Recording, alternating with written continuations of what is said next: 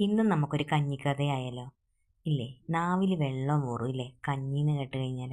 ചിലവർക്കാർക്കും കഞ്ഞി പിടിക്കില്ലടോ. കാരണം ആ, കഞ്ഞി ചെറുപ്പത്തിലെ എൻ്റെ 1ാം ക്ലാസ് തൊട്ട് ഞാനൊരു 8ാം ക്ലാസ് വരെ, 8ലായപ്പോൾ തൊട്ട് നമുക്ക് എന്തായാലും ചോറ് കൊണ്ടുപോകണം അല്ലേ? അപ്പം ഒരു 7ാം ക്ലാസ് വരെ ഞാൻ കഞ്ഞി കുടിക്കുമായിരുന്നു കേട്ടോ. പിന്നെ വഴക്കിട്ട് അമ്മമ്മയോട് ഇച്ചിരി ചോറ് തന്നു വിടുമെന്ന് ചോദിക്കുന്ന സമയത്ത് പാവം എൻ്റെ അമ്മമ്മ എനിക്ക് ചോറ് തന്നു വിടാറുണ്ട് കേട്ടോ. പിന്നെ അത് കൊതി കൊണ്ടിട്ടാ കേട്ടോ. എന്നാലും അതിനകത്തൊരു മൈസൂർ ചീരത്തോരനും വേലിച്ചീര എന്ന് പറയും കേട്ടോ.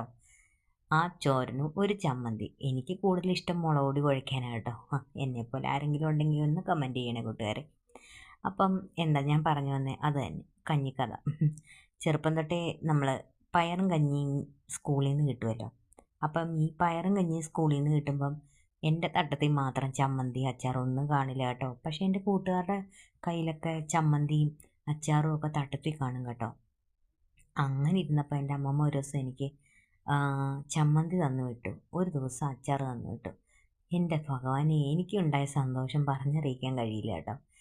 കാരണം അങ്ങനെ ഞാൻ കഞ്ഞി പയറും ഒക്കെ കുടിച്ച് ആ കഞ്ഞിയോട് ഇപ്പോഴും പ്രിയമുണ്ട് കേട്ടോ. നമ്മൾ എത്ര വലുതായെന്ന് പറഞ്ഞാലും എന്തൊക്കെ ഉണ്ടെന്ന് പറഞ്ഞാലും നമ്മൾ വന്ന വഴി ഒരിക്കലും മറക്കാൻ പാടില്ല. അതുകൊണ്ട് തന്നെ കഞ്ഞി, പയറ്, അസ്ത്രം അതൊക്കെ കേൾക്കുമ്പോൾ ഇപ്പോഴും പോയി ആ കഞ്ഞി കുടിക്കും. അതിൻ്റെ ഒരു സ്വാദ് വേറെ തന്നെ കേട്ടോ. അപ്പം നല്ല പുളിയിഞ്ചി ഉണ്ടായി. ഇപ്പം എല്ലാം ചീമപ്പുളിയുടെ സീസണല്ലേ, അതുകൊണ്ട് നല്ല പുളിയച്ചാറും. ഇതെൻ്റെ അമ്പലത്തിലെ ഭരണിയുടെ കഞ്ഞി കേട്ടോ. തൊഴിലുറപ്പുകാരെല്ലാം കൂടെ വെച്ചതാണ്. നല്ല ടേസ്റ്റ് ഉണ്ടായിരുന്നു.